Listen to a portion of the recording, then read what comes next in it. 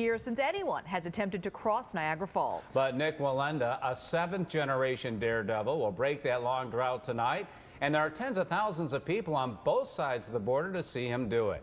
And tonight, an audience from around the world is watching. There are media outlets from as far away as Australia here to witness history on what is a beautiful night in Niagara Falls. This is the mission just ahead of him, an 1,800-foot walk at night through the mist. He'll begin from Terrapin Point on the American side and step off into Canada at Table Rock. It's expected to take about 30 to 40 minutes, and as we all know by now, he will be doing it with a safety tether. And that's something he's not used to wearing. We're going to go right out to News 4's Luke Moretti. He's live near the starting point tonight. Luke? Yes, we are, and we are watching just like you. And good evening, everyone, from Terrapin Point, Niagara Falls, USA. Happy to be with you. As you can see, Nick Wallenda is on the platform. He's getting himself ready for the high wire crossing that is much anticipated. A lot of work has gone into this over the past several months and weeks. Let's send it back to Don and Diana. Back to you guys now. All right, Luke, so that's where the journey all begins tonight.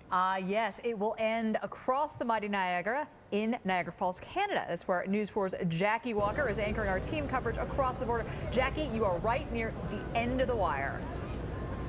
We are near the end, but I can tell you it is an electric atmosphere out here. I've never seen anything like it. The black sky, the white mist over the falls, shrouding where he will come across. And look over here at all the people, tens of thousands of people, as far as the eye can see, all the way down to the Rainbow Bridge here from Niagara Parkway in front of the Table Rock restaurant. These people, I've talked to a number of them, have been here 8 to 10 hours waiting for this. Right now, we can hear the shouts across the river. We know something is going on over there, but nobody over here has yet laid eyes on Nick Wallenda. It's very exciting. Now, Ed Dranch, my colleague Ed Dranch, has a better view than we do. Ed? Jackie, it is very exciting here at Table Rock. It is going to be a little bit hard to see what exactly goes on that 1,800-foot wire, simply because it's so much mist that's surrounding the entire wire. But that's something that Wallenda says that he will be used to no matter what. His shoes are specially crafted by his mother. They've got elk skin soles, and they stick to the wire when they become wet. Now, we also just saw Nick Wallenda's wife and his two young kids walk right past us as we were standing here and Jackie was speaking with you. His wife looked a little nervous. She kept her head straight ahead. His kids looking all around, trying to see. You know, there's so many media outlets here. I'm sure that they're blinded by what's going on, but this is something that's very exciting. He is used to all of this. This 1,800-foot wire is something similar to what he's practiced on when he was at the Seneca Niagara Casino a couple of weeks ago. It was last month that he practiced there for about 10 days, and he said he loved the feeling of being on the wire. And for the last few days, he's been so excited to get on the wire and just get this over with already, because this is something to him that is like normal, everyday walking for you and I. And of course, we will be here with you every step of the way and make sure that we bring you the most comprehensive coverage as we have been all along for this historic walk. Jackie? Ed, you make a very good point about this is second nature to him. We heard last night when he was practicing out here, we brought you that story, pictures of him up on the wire practicing. He was saying to folks afterwards, let's get this over with. I'm ready to do it right now. That was how confident he was last night after being up on that wire, which now is soaking wet, covered with mist. We cannot see all the way across to Terrapin Point. So, Don and Diane, I'll send it back to you right now. All right, Jackie, he is getting ready. He is at Terrapin Point right next to the wire. We'll check back in with you in just a bit. Now, we want to give you a better idea on exactly what Nick Wallenda is about to face. Take a look at this animation. It shows just how high the cable wire he'll be crossing is at its lowest point over the falls, 220 feet. To put that in perspective for you, we went to the roof of City Court in downtown Buffalo, and that building is about 220 feet tall. That height is also the equivalent to the first 17 floors of Buffalo City Hall. So that's the height of the journey. The distance that Wallenda will actually walk is 1,800 feet. Just how far is that? Well, it'll be like walking from Coca-Cola Field down Washington Street to the First Niagara Center a few blocks away. And Wallenda will take his first steps on that journey very soon. We are here at Terrapin Point, and we're waiting for Nick Wallenda to get on the wire and to begin this odyssey across the brink of Niagara Falls, which would be a first. There are others who have walked across the gorge, as we know. Right. But this will be the first time anybody would have walked across the brink of the falls, and he would be about 220 feet above the gorge. Don? Luke, let me ask you this. When I watched Nick Wallenda rehearse and practice at the Seneca Niagara Casino, the wire was fairly straight, but I'm getting the impression that this one has a dip in it. Yeah, it does. It goes down, obviously, and then kind of levels out, and then it appears though it comes up when he gets to the other side. And you can see that underneath the wire itself, in different stages, there are like these weights, pendulums, that are hanging down, and those are up there to help stabilize that wire a little bit so it doesn't move around too much as he walks across there. You can see Wallenda waving to the crowd loving it here. They're taking pictures, waving back to him. They're ready for this moment. Don? Yeah, we're seeing him stand up, and here he goes, Luke. He's lifting that balancing bar right now. He's got that strap around his shoulders, and I think he's just seconds away from taking the first step on. Yep, there he goes. He's got the first foot on the wire. There he is. Nick Wallenda is up on the wire right now, beginning to take his first steps as he's moving slowly across the wire, as people down below here cheer him on, wishing him well. You can see the balance bar that he is carrying that weighs about 40 pounds or so. Special neck harness was created so that he could carry that bar. And if you can see the tether that's and you can attached also, to him. Luke, see the tether and how it slides along the wire, and it doesn't look like it's a comfortable motion that it makes as he walks along. He's almost got to wait for it to keep up with him. It does catch a little bit there, ever so slightly. Such a different scene tonight than what we saw earlier with the sun shining, the rainbows. It's a little more dangerous tonight in the evening, I would believe. And how would you like to be on? Well, first of all, I would not want to be on that wire, but I wouldn't want to be on the wire with all those lights on me. The night sky, the lights, the mist, the birds. This is a very different scene than we saw earlier tonight. The spotlights, you have to wonder what he is looking at to keep his attention and his focus. And Jackie, if you're listening to us on the Canadian side, can you see Nick Wallenda yet? We cannot see him over here. In fact, folks here are kind of relying on us to let them know what's happening because we cannot see that he is out on the wire. We're only taking your word for it. It is a much different atmosphere, Diana, tonight than we showed you earlier. Right now you're looking at the view from the Oaks Hotel. It's a fantastic view to show you the overhead of what there is. But from this side of the border, we cannot see Nick Wallenda. We can only see a black sky and white mist floating up into the sky. We see a lot of flash bulbs across the border, and I will tell you, the folks here get very excited when they hear something or see something. They start cheering. They're just relying on, that sense at this moment because they can't see what you're watching right now. Well, Jackie, we're hoping it comes into view shortly. He's taking very slow, methodical steps. I mean, it's not at the pace that he did when he was rehearsing at the casino. And those are those special shoes that Ed mentioned earlier that Wallenda's mother made that are very specific for walking on this wire tonight. Ed mentioned them earlier. Ed, can you hear us? Can you fill us in on what you're sensing from that side? Hey, Don and Diana, I'm here. I'm just about at the same vantage point that Jackie's at right now. We still haven't seen Nick Wallenda come through the mist yet from the Terrapin Point side of things, but as Jackie mentioned, we are seeing a lot of flash bulbs and a lot of strobe lights going at this point, amber lights that are flashing. We are seeing him a little bit come through the mist at this point from my vantage point. Let's talk about that tether for a second. ABC is requiring him contractually to wear that tether. It was fashioned really only earlier this week. His dad, Terry Trofer, was putting final touches on it. with his safety crews earlier this week. And think of a tube within a tube. That's basically what this tether is. The tether will slide along with him as he takes each step. It's called a truck, according to his father, who basically is his head safety engineer. And that truck will slide along. Again, Wallenda says he is a very honorable man and respects his contracts and refuses to take that tether off. And you're hearing some screams and some cheers from the Canadian side of the falls right now. Still having a little bit of trouble seeing him, although it is very misty. That's the whole issue. We can see him taking small steps. However, you know, this is something that's very exciting for all of us. As I mentioned a little while ago, his family came through here very determined to pass by the media tents and the media platforms that are here, keeping their head down. They looked very nervous.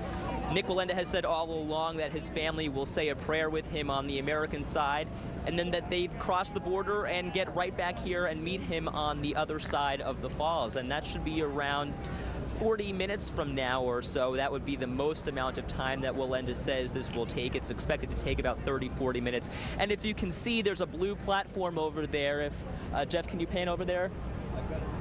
There's a blue platform at the end of the wire.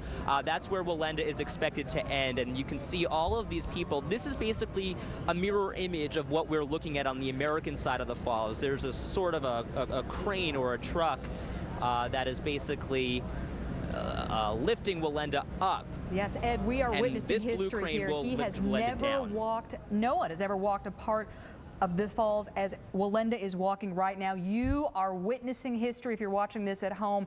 This is the beginning of an historic walk. There is a long way to go, and we, of course, will keep you tuned in to this event.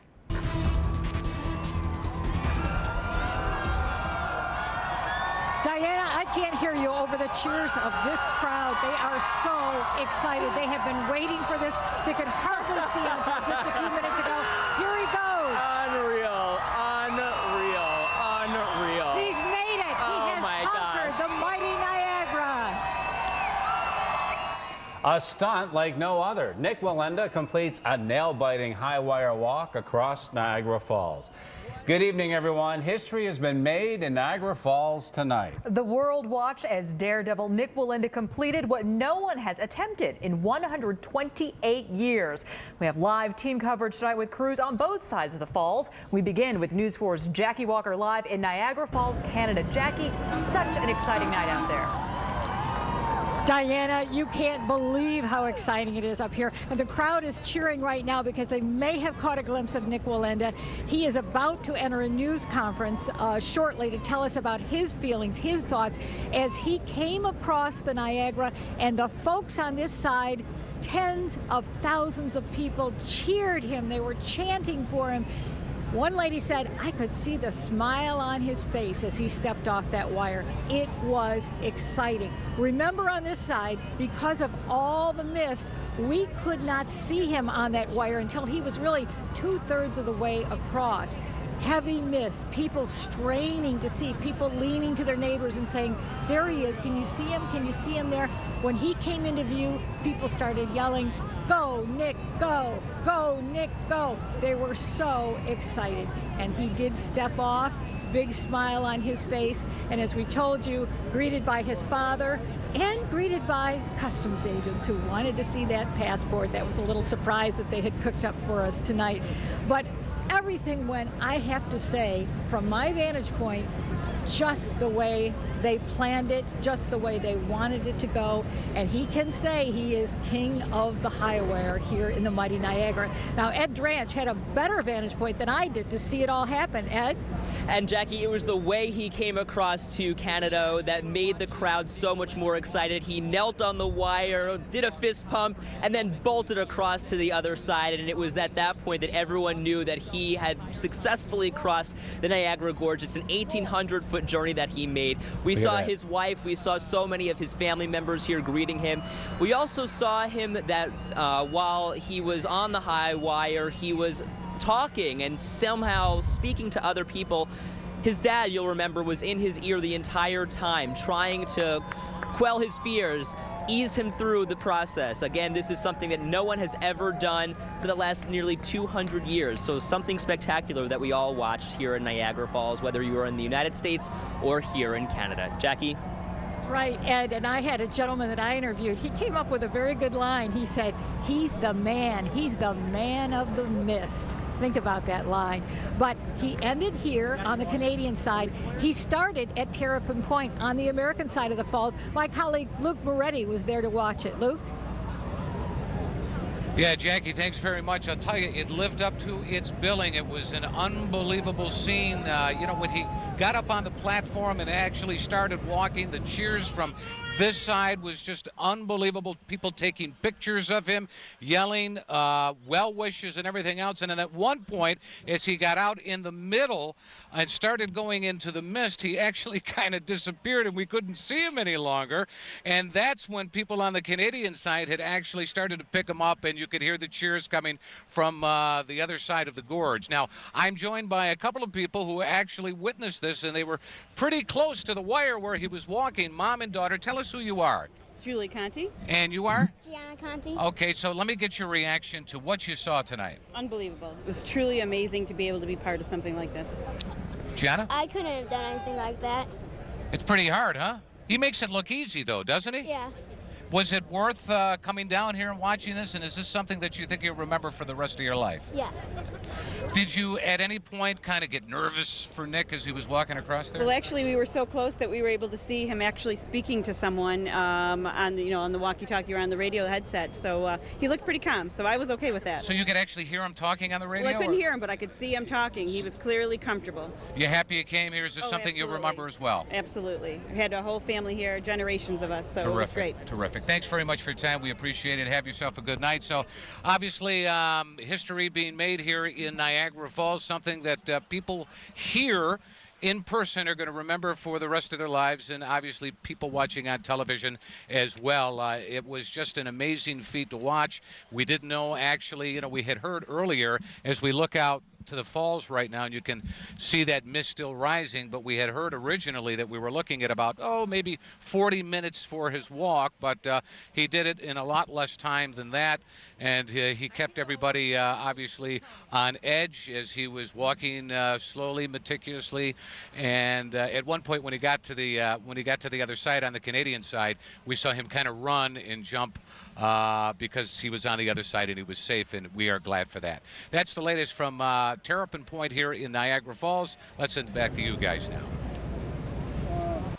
All right, thank you, Luke. Great job out there tonight. The thing that got me so much, Diana, was the mist and the water coming off the wire, and how he had to stay focused, methodically taking inch by inch steps. It was so incredible to see the water dripping off him. We were speaking with our historian earlier tonight, and he said that wind is something you just can't calculate for, and it is much stronger than you expect. Even Nick Wallenda said it was weighing on him. What'd you say? His hands? Yeah, his hands went numb. Numb On that bar. And then the energy from the crowd on the Canadian side Brought really him back. pushed him through. Yep, you can see the adrenaline rush. Well, the Cataract City turned into one big bash for this historic night. Our own George Ricker got into the spirit of things and had a lot of fun with the crowds who came from all over to join the party. Well, we may have been about 3 blocks away, but it was almost just like being there. We had at least 1,000 people watching the big screens here on Old Fall Street. And joining me now is Karen Higgins. She came all the way from California, not just for this, but this was one of the highlights of the trip. Karen, you got here driving just in the nick of time, right? We checked into the hotel about 9:55, and I asked what everything was going on. She said the man is walking across as we speak.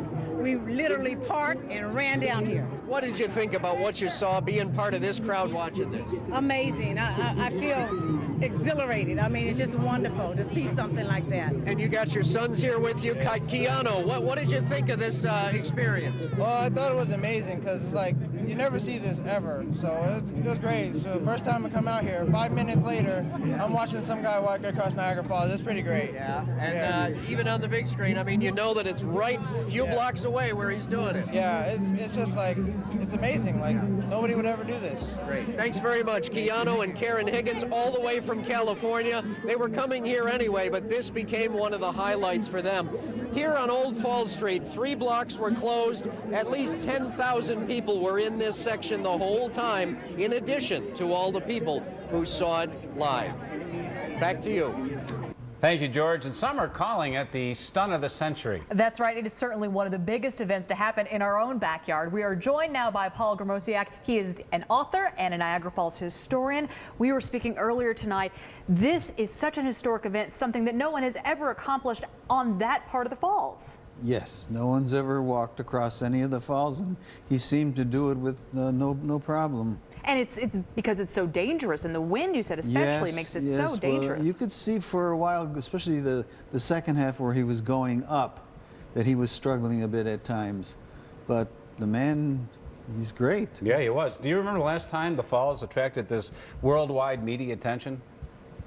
Well, it was back in 1951 when William Red Hill Jr. went over the Horseshoe Falls in what he called the thing, and it fell apart, and so did he, but there was a crowd of 150,000 to see him.